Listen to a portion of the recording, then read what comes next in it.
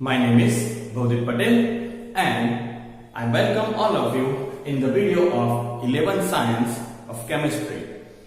Here we are going to discuss unit number 1, some basic concepts of chemistry, and our today's topic is Dalton's atomic theory.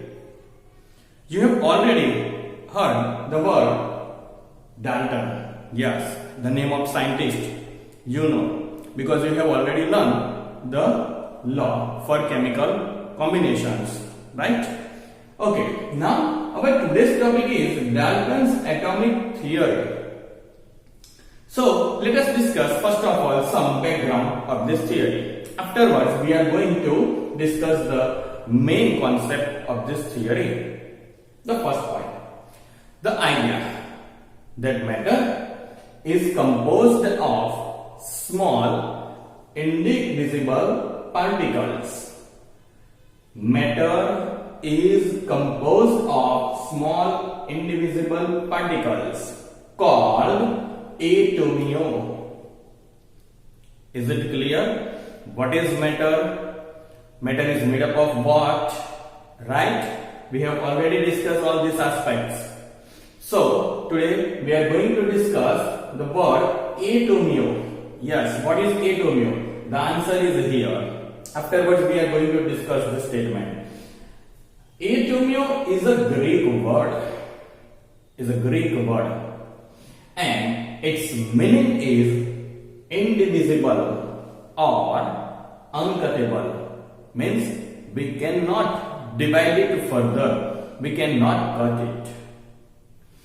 So let us discuss the point atomio. Dates back to the time of Democritus, a Greek philosopher. This is the main important point for the discovery of this theory. Point number 3. In 1808, Dalton published a new system of chemical philosophy in which he proposed the following points. Means this is the background of this theory, and now let us discuss the main points of Dalton's atomic theory. Now let us discuss the main points of Dalton's atomic theory. There are total 4 points of Dalton's atomic theory. Number 1. Matter consists of indivisible atoms. Matter consists of indivisible atoms. Means we cannot cut or divide the atoms. They form matter. Second, all atoms of a given element have identical properties. Means if you are given the same elements, they have same property. I am going to give you 5 hydrogen or 10 hydrogen atoms, then all have same properties. Including identical masses, means mass of the each hydrogen is only 1 atomic mass unit. Yes, that is. But atoms of different elements are different in mass. Say for example, we have hydrogen and oxygen. Both the atoms are different. Is it possible that mass of both the elements are same? No, it isn't. So here is the point number 2. Let us discuss point number 3. Compounds are formed when atoms of different elements combine in a fixed ratio. How the compounds are formed? Compounds are formed when atoms of different elements combine in a fixed ratio with each other. Then and then the possibility for the formation of compound is there. Now is it also clear how compound is formed? Chemical reactions involve recognition of atoms, but the most important point is over here. These are neither created nor destroyed in any chemical reaction. Is it clear? Atoms can neither created nor destroyed in chemical reaction. Here are the few points. Number 1. Dalton's theory could explain the law of chemical combinations. However, it could not explain the law of gaseous volumes. The law of gaseous volume could not be explained by Dalton's theory. So this is the drawback of the Dalton's theory. It could not provide the reason for combining of atoms. Here we have compound form when atoms combine in a fixed ratio. But he is not able to explain reason for combining of atoms, which was answered later by other scientists.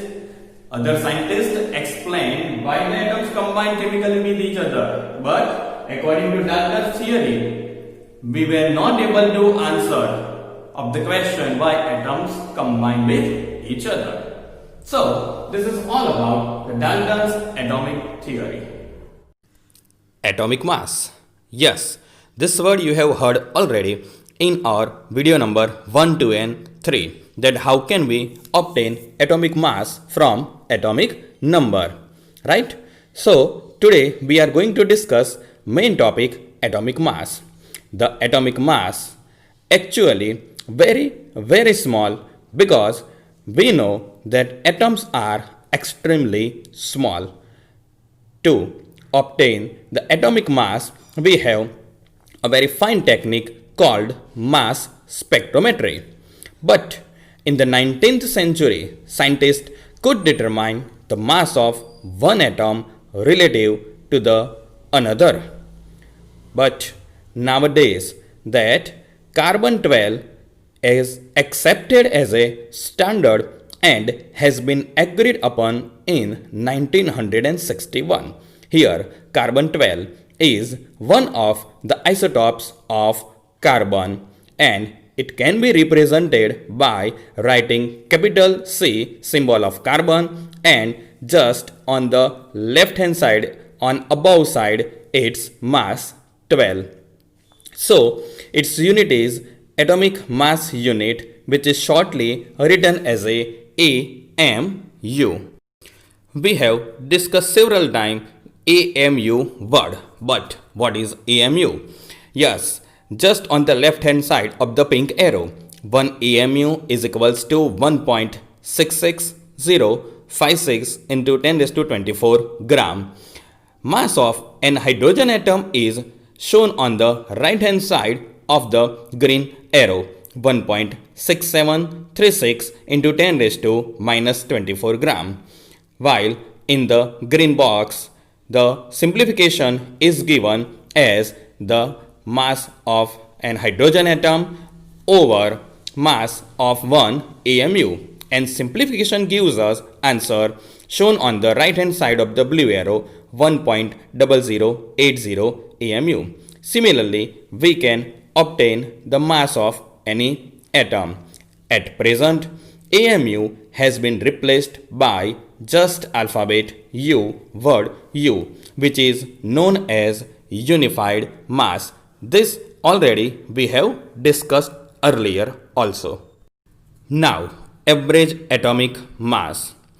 Now, we know that many elements exist as a more than one isotope. For example, carbon has the following 3 isotopes given in a table.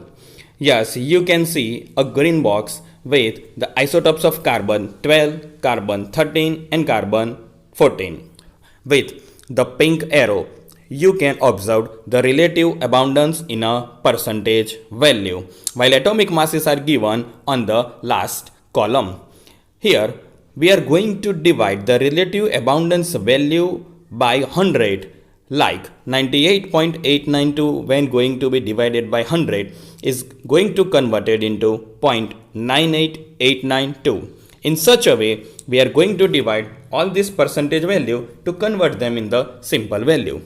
After then, we are going to multiply by their atomic masses and add all these three, we get answer 12.011 unified mass. By this way, average atomic mass for any elements can be calculated. Now it's time for determination of molecular mass. What is molecular mass? Molecular mass is the sum of atomic masses of the elements present in a molecule. Yes, we have discussed the calculations of some example regarding molecular mass calculation in our video number 4. So you can revise the video number 4 as well as you are going to give two examples to calculate the molecular mass. One is of methane and another is of water. So here we are not going to discuss this topic very deeply because we have already made a video number 4 to calculate molecular mass. Just like molecular mass, here we have one more topic, formula mass. Some substances like sodium chloride do not contain discrete molecules as their constituent units. And here the positive ion is sodium and negative ion is chloride. They are arranged in a three-dimensional structure with figure you can see in figure number 1.10 or in the following figure.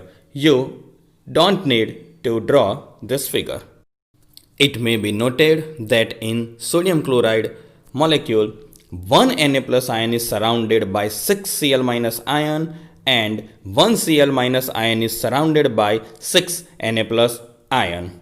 The formula of NaCl is used to calculate the formula mass instead of molecular mass. Thus, the formula mass of sodium chloride is obtained by atomic mass of sodium plus atomic mass of chloride. 23 unified mass plus 35.5 unified mass results into 58.5 U. Yes, in order to calculate, how can you calculate the atomic mass? You have to see our video number 1, 2 and 3. Particularly for Na and Cl, you can revise our video number 2. Problem 1.1. Calculate the molecular mass of glucose C6H12O6 molecule. Students, without seeing the solution given over here, you try to calculate molecular mass of the glucose yourself.